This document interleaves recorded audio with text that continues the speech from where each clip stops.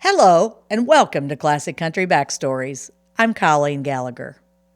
If you're watching this, I'm 99.9% sure you know the name and the face of Little Jimmy Dickens. Most known for his novelty songs and his small stature of 4 feet 11 inches, and his big voice and quick wit, which made him famous in the field of country music. You can't talk about country music or the Grand Ole Opry without talking about him. He was funny, kind, talented, and he was loved and respected among his fans and all who knew him. We're going to take you back to his beginnings and learn what made him the legend he was. So let's get ready and visit the life and career of Jimmy Dickens. Nashville, Tennessee, country music capital of the world, home of the Grand Ole Opry, where singers and dreamers come seeking stardom. Join me as we learn about the lives and careers of those who built this town on Classic Country Backstories. James Cecil Dickens was born December the 19th, 1920 in Bolt, West Virginia, deep in the coal mining region of southern West Virginia. He was the oldest of 13 children. 7 boys and 6 girls. His father was James Covey Gerald. He was 22, and his mother, Minnie Dickens, was 15. His grandparents, Lewis Calvin Dickens and Edna Young Dickens, took him as a baby and raised him. He spent Saturday nights, like so many people, listening to WSM's Grand Ole Opry on the family's battery-powered radio. He spent lots of time with his aunts and uncles, and his mother was more like an aunt to him. His mother played guitar, as did 3 of his uncles. They also thumped around on an old banjo. He remembers wanting to play guitar by the age of 15 or 16, influenced by his family. While attending school in Surveyor, West Virginia, he was active in school plays and took drama in high school. This helped Jimmy develop valuable skills such as stage presence and communication that he would use later in his career. In 1938, Jimmy Dickens began his radio career while he was still in high school on WJLS in Beckley. He began his morning by crowing like a rooster. He said on the PBS documentary, The History of Country Music, "Well, now, that rooster crow goes way back, before they let me sing. My uncle and 2 of his buddies had a 15-minute radio show on WJLS, and they take me with them. One day, the manager said, 'We need somebody to crow like a rooster.' I said, 'You got him right here.'"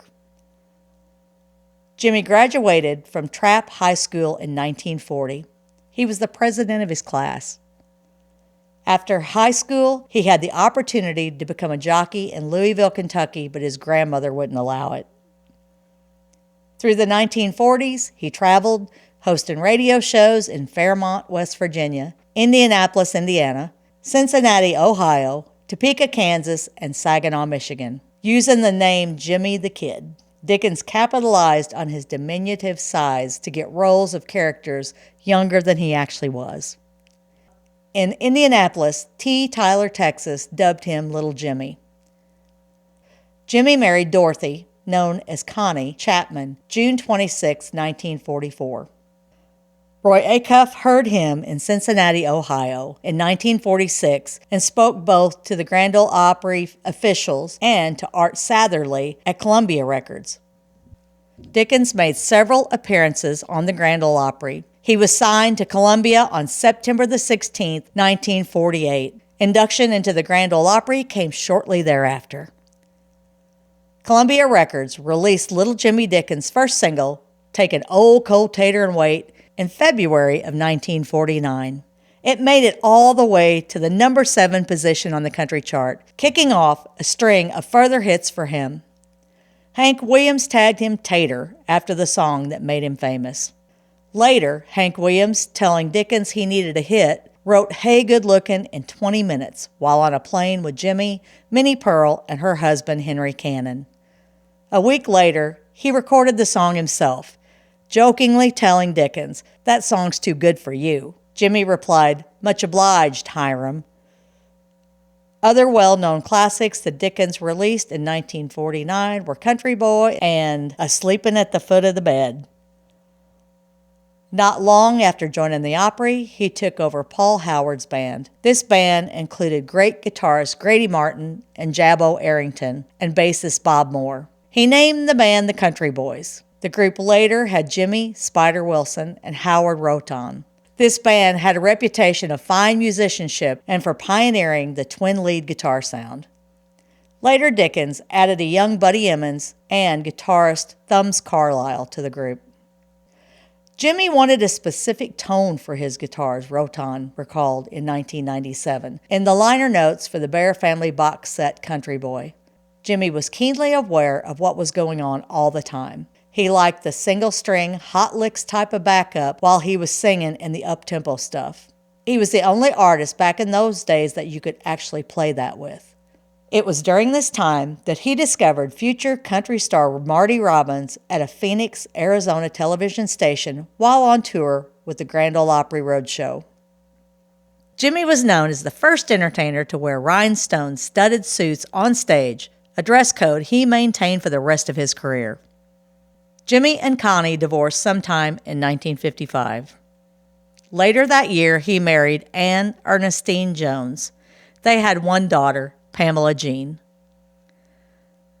Jimmy Dickens left the Grand Ole Opry in 1957 to tour with the Philip Morris Country Music Show. He returned, but it wasn't until 1975. During the late 1950s, Dickens recorded some rockabilly songs, including Salty Boogie, Black-Eyed Joe's, and I Got a Hole in My Pocket, which was later recorded by Ricky Van Shelton. Other well-known Dickens tunes, I'm Little But I'm Loud and Hillbilly Fever, were released in 1950. Other popular novelty songs of Dickens were Betsy the Heifer, Hot Diggity Dog, and Cold Feet. He also released some heartfelt ballads, including Take Me As I Am, We Could, and Just When I Needed You.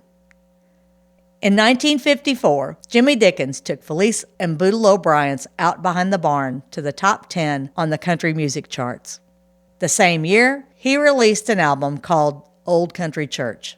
In 1960, his next album was Big Songs by Little Jimmy Dickens. Then, he did not have another song on the chart until The Violet and a Rose in 1962. In addition to 13 trips to Europe, he entertained troops in Vietnam and in 1964 became the first country artist to completely circle the globe on a world tour. In 1963, he released the ballad Another Bridge to Burn. During 1965, Dickens released two albums, Handle with Care and May the Bird of Paradise Fly Up Your Nose.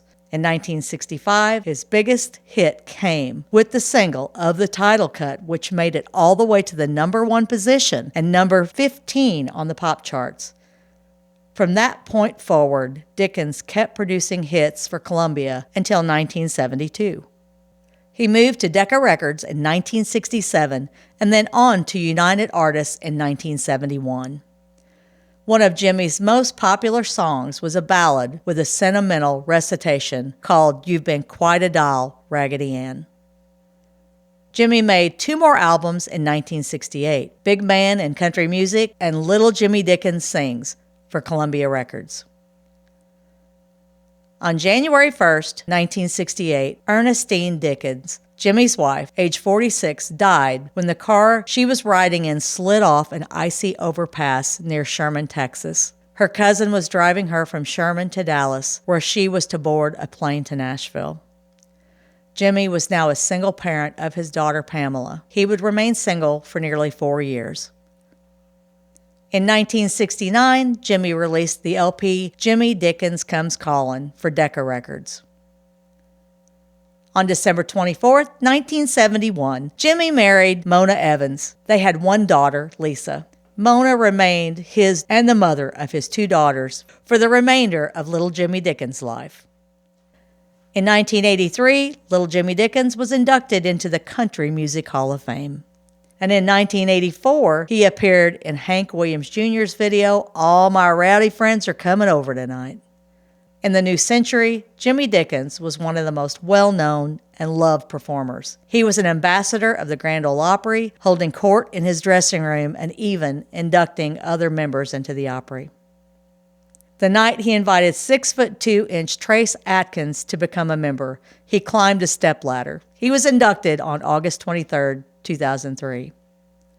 Jimmy Dickens is, without a doubt, wrote Grand Ole Opry announcer and WSM on-air personality Eddie Stubbs, one of the greatest entertainers, showmen, masters of ceremonies, goodwill ambassadors, troopers, singers of novelty tunes, and interpreters of country ballads that the country music industry has ever known. Dickens also became a friend and mentor of Brad Paisley, and even appeared on some of Paisley's records and videos, along with country legends Bill Anderson and George Jones, calling themselves the Kung Pao Buckaroos. An interesting fact to note: Little Jimmy Dickens was a distant relative of English writer Charles Dickens. Did that make him Tiny Jim? Hank Lachlan passed in March of 2009, making Dickens the oldest living member of the Grand Ole Opry at 90 years old. He continued to appear frequently on the Opry, making self-deprecating jokes as calling himself Willie Nelson after taxes, and he would also refer to himself as Mighty Mouse in his pajamas. Jimmy appeared on the Grand Ole Opry for the final time on December 20th, 2014, the day after his birthday. He had a stroke on Christmas Day and was hospitalized. Little Jimmy Dickens died of cardiac arrest on January the 2nd, 2015. He was 94 years old. Jimmy was survived by his wife, Mona, and daughters, Pamela and Lisa. His funeral was held at the Grand Ole Opry on January the 8th. He was entombed at the Cross Mausoleum at Woodlawn Memorial Park in Nashville. Though small in stature, little Jimmy Dickens stood tall in the world of country music. With his sparkling rhinestone suits, infectious humor, and heartfelt songs, he left an indelible mark on the Grand Ole Opry stage and in the hearts of fans worldwide. From his humble beginnings in West Virginia to his place among the legends of Nashville, Dickens proved that personality, perseverance, and pure talent can make a giant of any man. His voice still rings out in the annals of country music history, a timeless reminder that it's not the size of the man, but the size of the music that truly matters.